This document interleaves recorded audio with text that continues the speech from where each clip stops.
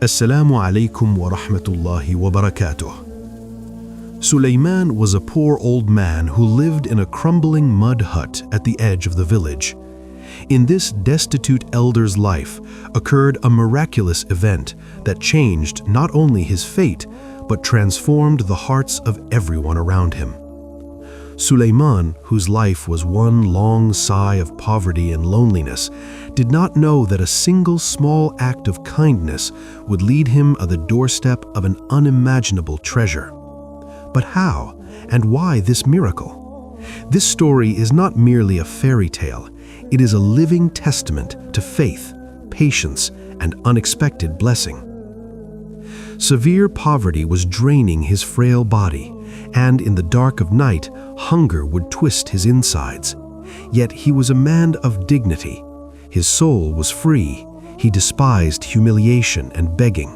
He never stretched his hand before anyone, never stood at the door of the wealthy. He would accept hunger, but he would not allow his self-respect to be wounded. Suleiman lived with tremendous hardship. He would collect dry bread scraps discarded by others, clean them and dry them in the sun.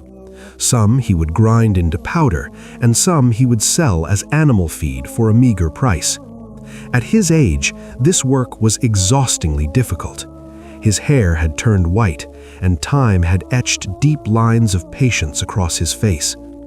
Sadly, his neighbors felt not sympathy, but mockery toward him. People looked at him with contempt, whispered behind his back, and when he walked hunched over carrying his sack of bread scraps, they called him the mad beggar. He had even stopped leaving his home unless absolutely necessary so that he might be spared the sharp tongues lying in wait. It was in a dark corner of this sorrowful hut that the story began. Suleiman noticed a colony of black ants coming and going through a crack at the base of the wall. He did not kill them, nor did he pour water into their hole as people usually do. Instead, his heart softened toward them. In these small, weak ants, he saw a reflection of himself, loneliness, hard labor, and the struggle to survive. It seemed to him as though an invisible bond existed between his poverty and the vulnerability of the ants, as if both were busy searching for sustenance. He had a small amount of coarse sugar in an old rusted tin, something he had been saving for many days, but his tender heart would not allow him to keep it for himself while watching the ants go empty-handed.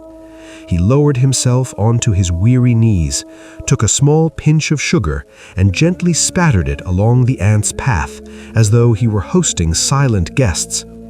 He watched them with what eagerness and joy they carried away the tiny grains. A faint smile spread across his tired face, brightening it. It seemed to him that his life still had some purpose, that there was still someone who needed him, even if that someone was nothing more than a tiny ant. Suleiman had not the slightest idea that this small act, done with pure intention and a sincere heart, would alter the entire course of his life. He did not know that very ant he had made a partner in his meager livelihood would, by Allah's command, return that kindness in a way that would leave the mind utterly astonished. But things do not always go according to our wishes. Certain eyes were watching him, and certain tongues were ready to pour their venom to add sorrow upon his sorrow. It was a cloudy morning. Suleiman was tired and occupied with his daily labors alongside his small companions when he did not notice that a heavy shadow had come to stand beside the broken window of his hut. That shadow belonged to Salim, a neighbor known for needless curiosity and a stone-cold heart. He was peering from behind the wall, watching in silence. His narrow mind could not comprehend what he saw, a frail old man who could not even afford a piece of bread, scattering precious sugar on the ground to feed ants that the world considered worthless and insignificant. Salim let out a mocking laugh. He did not keep what he had seen to himself. He ran straight to the village market where men and women had gathered and began describing the scene with great exaggeration. He declared Suleiman to be mad, claimed that poverty had stolen his mind, imitated his gestures, mimicked the way he spoke to the ants, and the crowd erupted in laughter, whispers, and a volley of ridicule. The words spread like fire. Suleiman became the subject of mockery in the village gatherings and tea shops. Even the children playing in the alleyways would point at his hut and shout, "That's where the crazy old ant-man lives." These sounds and this laughter reached Suleiman as he sat alone in his solitude. These words were more painful than the lash of a whip. A pain settled in his chest, and warm tears rolled down his dry cheeks. He was not mad, as they said. He was simply a man whose heart was filled with mercy. But the hearts of the people had grown as hard as stone, harder even than stone. He shut his rickety door tightly and decided that from now on he would only venture outside in the darkness of night to fetch wood or water so that he might be spared the gaze of those lying in wait. The days passed, heavy and slow. Then the bitter winter arrived. Fierce winds and rain worsened the condition of the hut. The roof became like a sieve, rainwater dripped inside, and the earthen floor turned into cold, slippery mud. The cold grew so severe that the blood in Suleiman's veins seemed to freeze. The dry bread he had stored was now gone, and only a small handful of sugar remained. He sat trembling under his thin sheet, gazing up through the cracked ceiling toward the sky, praying to Allah, "O Allah, have mercy on my condition and do not leave me to the hands of people." In the midst of this extreme hardship, Suleiman noticed something strange happening near the ant colony. In winter, ants normally stay hidden, yet this small army was unusually active. They were digging without rest, not to gather food, but to reach deeper into the earth. Suleiman observed that the ants were bringing up fine particles of a peculiar reddish soil from underground, different from the ordinary dirt of the hut. They would pile it near their colony and then return to digging. Whenever Suleiman cleared away the mound to clean the area, the following day the ants would bring up even more, as though racing against time, striving to reach something buried deep below. At first, Suleiman thought they were simply expanding their colony to escape the rainwater. Once again, compassion stirred within him for them. He looked at the last remaining grains of sugar in his hand and said in a trembling voice, "Eat, my little friends. Perhaps Allah will provide for me and for you too. You labor in the darkness, and I await the dawn that comes with the light." This continued for several days, and the mound of excavated soil around the old mat grew steadily larger. Now doubt and curiosity began to stir within Suleiman. Why were these ants digging so deep? What was this reddish soil he had never seen in the village his entire life? Were these small creatures trying to send him a message? Or had hunger and loneliness truly begun to affect his mind, as that cruel neighbor had said? He went and sat beside the hole, which had grown noticeably larger, and brought out a sturdy wooden stick he used for building his fire.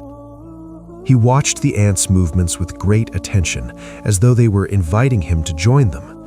Driven by a strange inner impulse and a curiosity he could not suppress despite his weakened state, he decided to help them by clearing away the accumulated soil. Perhaps this strange mystery would be uncovered.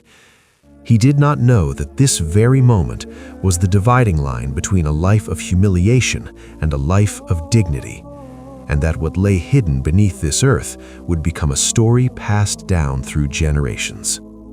With trembling hands but firm resolve, Suleiman began carefully removing the soil, handful by handful, taking care not to harm the ants, not to injure Allah's small creation. The air was cold, but sweat dripped from his forehead. His breathing quickened, his chest felt heavy, his arms grew tired, yet some unknown strength would not let him stop. It drove him forward. With every moment, there was prayer in his heart, and with every movement, there was caution. Then suddenly, the wooden stick struck something with a heavy, hollow sound. Suleiman froze. His hand stopped where it was. This was not stone. This was not ordinary soil. The ants had gathered at this very spot, as though pointing in silent language, as though saying, "Right here, only here." Suleiman knelt down. His breathing was labored, his heart beat rapidly. With his broken nails, he began removing the soil with the utmost care, every movement deliberate, every moment not to harm even one of those tiny creatures. The soil slowly shifted, and then something solid was felt. A moment later, the mouth of an old clay pot appeared, sealed with a thick, hardened layer of wax, as solid as time itself, as silent as a mystery. With great effort, Suleiman lifted the pot out of the earth with both hands.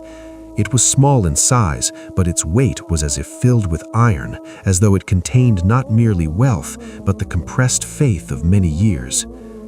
With shaking hands, he broke the wax seal, and when he gently tilted the pot over an old piece of burlap, one by one, golden coins came rolling out. Ancient Islamic gold dinars. Immediately, Suleiman understood that this enormous provision was a test even greater than poverty itself.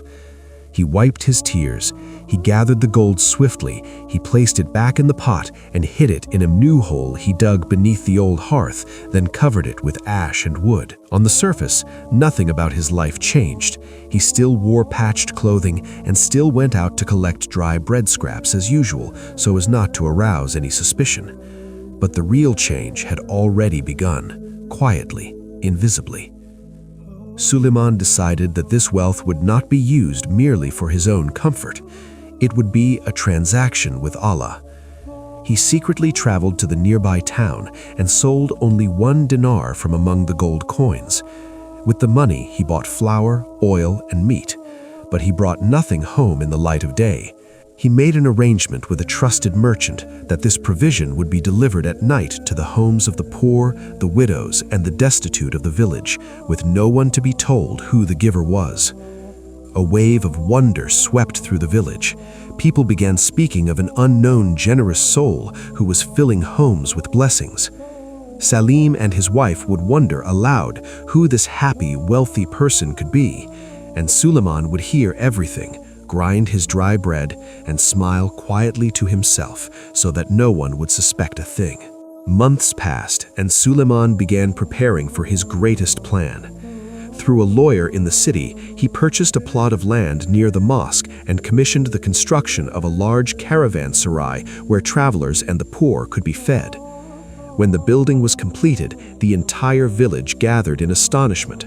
People came from a distance to look and fell silent when they drew near, as though their eyes could not believe what they were seeing. Suleiman stood before them all. Simple clothing, lowered gaze, but in his voice was a strange and unmistakable dignity. In a calm tone, he announced, "This place is dedicated as waqf for the sake of Allah, and as long as breath remains in me, I will oversee it with my own hands." At these words, the crowd fell completely silent. No voice could be heard. No one had the courage to ask a question. That forgotten beggar, that old man who spoke to ants, who till yesterday sat in the corner of an alleyway, how had all this become possible? People looked at one another. There were whispers, exchanged glances. Some felt doubt, some felt envy, some felt fear. But the truth was, the reality standing before them was not easy to deny. Days passed. From the doors of that building, no one ever left empty-handed. In one corner, rations were distributed. In another, orphans were looked after. Travelers found shelter. The sick found help. The unceasing generosity and quiet goodness slowly silenced people's tongues and began to unlock the locks of their hearts. The one who had been laughed at yesterday, the one who had been mocked, today had people bowing their heads before him in respect. Salim, who had caused him the most pain, who had humiliated him at every opportunity, came to him one day, trembling. Suleiman made no mention of the past, counted none of his wounds. He gave to Salim just as Allah had given to him, without measure, without condition. Salim's eyes filled with tears. He lowered his head, asked for forgiveness in a shaking voice, and walked away.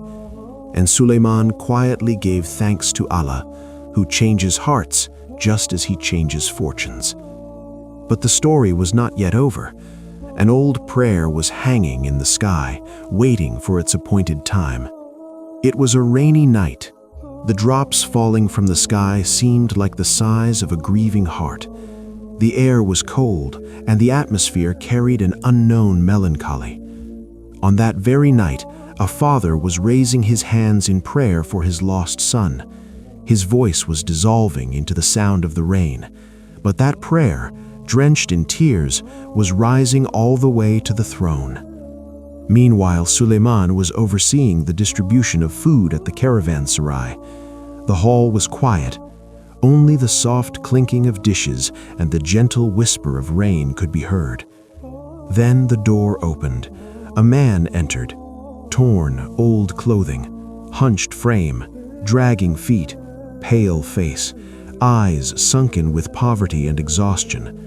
Moisture dripped from his clothes as though he had been wandering in the rain for hours. He did not raise his eyes to look at anyone. He walked silently to a corner of the hall and sat down. He said nothing. He only stared at the dishes set before him, waiting for a bowl of warm soup.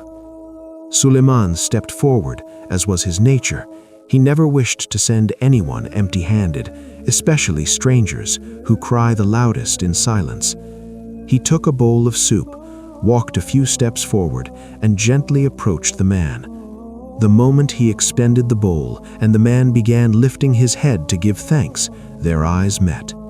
For one moment, time seemed to stop. Suleiman froze where he stood. The spoon slipped from his hand. Despite the years of separation and pain, he recognized him. It was the heart of a father, one that never makes a mistake. It was his son, Khalid. Suleiman's cry shook the entire caravanserai. "My son, Khalid!" He fell at his son's feet, weeping like a small child, kissing those hands that had been worn by years of labor and wandering. "Forgive me, Father. I was lost. I had lost everything. I fled from debt and failure and have come back to you. And I find that you have become an elder of the nation and a father to orphans." Suleiman lifted him up. He held him to his chest. Tears were streaming from his eyes, and he said, "Do not weep, my son. When people abandoned me, Allah made me rich. Do you know who became the cause of my freedom after Allah?" Khalid looked at him in wonder. Suleiman pointed toward the earth and said, "A weak little ant. I fed it, so the Lord of all worlds rewarded me." He took Khalid slowly to the secret place of the pot and showed him the mystery he had shared with no one his entire life, that place which had been hidden from ordinary eyes, yet radiated with the depth of faith and intention. Standing there, Suleiman said a few words, simple yet weighty, the very essence of his whole life. "My son, provision does not come through strength nor through the cleverness of the mind. Provision comes from where the imagination of man cannot even reach. When the intention is pure for Allah's sake and the hand is outstretched for the good of others, then Allah Himself opens the way, even if that goodness was for the smallest of His creation." Khalid stood in silence, listening, and these words began to embed themselves one by one into his heart. Suleiman spent the rest of his life in honor, in peace, and in dignity. He had no pride in his wealth, no arrogance in his status. He was simply grateful. His story with the ants became a legend in that village, a legend that was not merely heard, but understood. And then from generation to generation, it was passed from heart to heart, as a lesson, as a trust, a story that reminded people again and again that righteousness protects from calamity, and that whoever stays with Allah, Allah deploys for him the armies of the heavens and earth.